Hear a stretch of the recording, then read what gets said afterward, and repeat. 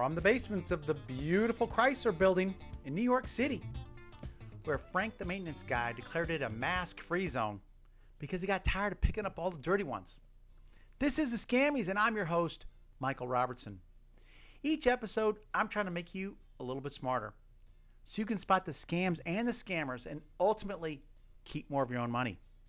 Now, I enjoy sports gambling because it adds a little intrigue to events. Even if there's a modest $1 or $5 wager on a game, it gives you something to cheer for, makes it feel like it actually matters. But the online gambling companies who are often taking those bets have a dirty ploy they use to make sure nobody can consistently make money. And I'm going to reveal it in this video.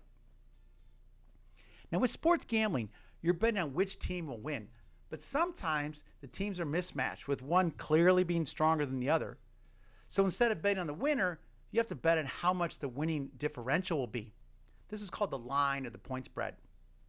I believe it's virtually impossible to consistently win because the wisdom of the crowds is too great.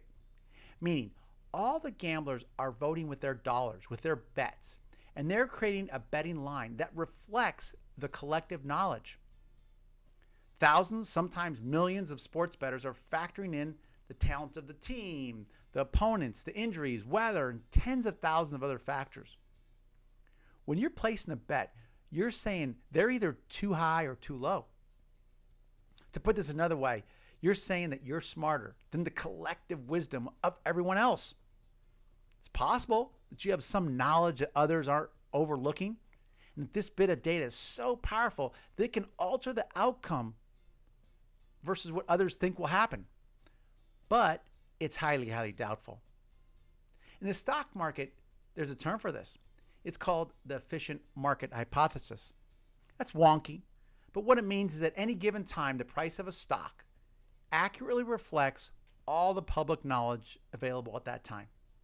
The only way to beat the system is to have important enough non-public information which can impact the stock price negatively or positively.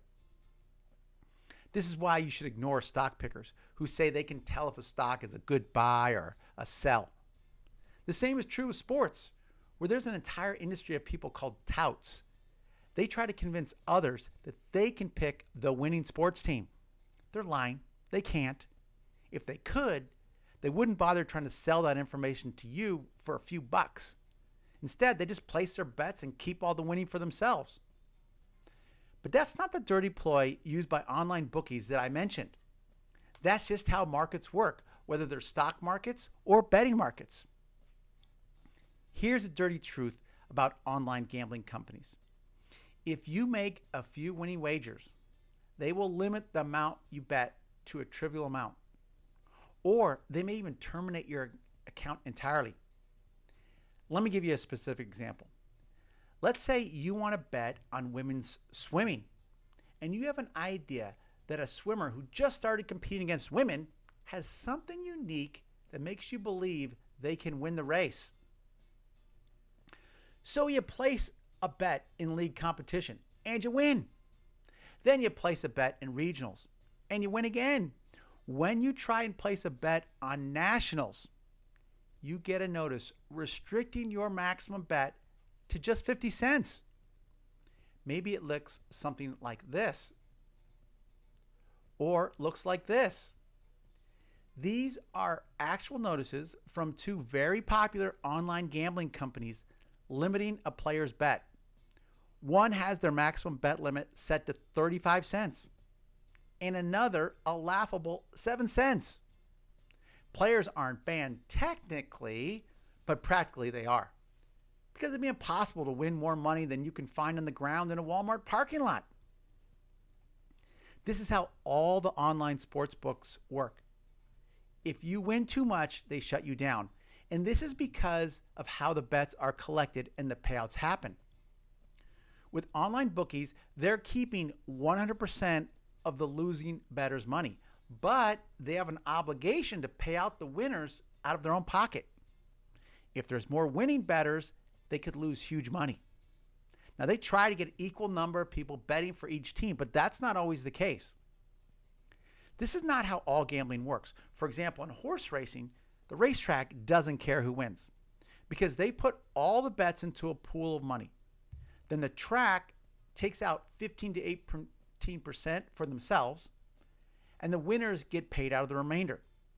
They make the same amount of money regardless of which horse wins. Could be a 100-to-1 long shot, could be the favorite, doesn't matter. They make their 15 to 18%, they can never lose money. That's not the case with sportsbooks. Their own bank account is on the line. And because of this, they want to discourage the savvy gamblers and get more of the dummies.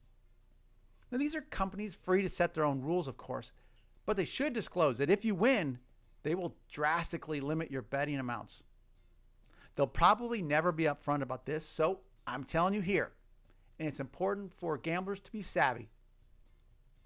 So don't spend any time thinking up that winning sports gambling strategy, because even if you are clever enough to devise one, you will not be able to put it into regular practice because nobody will take your bets for very long. If you want to bet on sports, my recommendation is to avoid the online gambling companies. Instead, bet with friends and coworkers. You'll get all the excitement of gambling, but in the end, you'll be trading money between each other because none of you can consistently beat the wisdom of the crowds. Well, that's this episode of the Scammies. Let me know what you think in the comments section. Click that like button if you want more Scammies episodes. And click the subscribe button to be the first to be notified of the upcoming award show where we will showcase the top scams and scam detectives. Thanks for watching.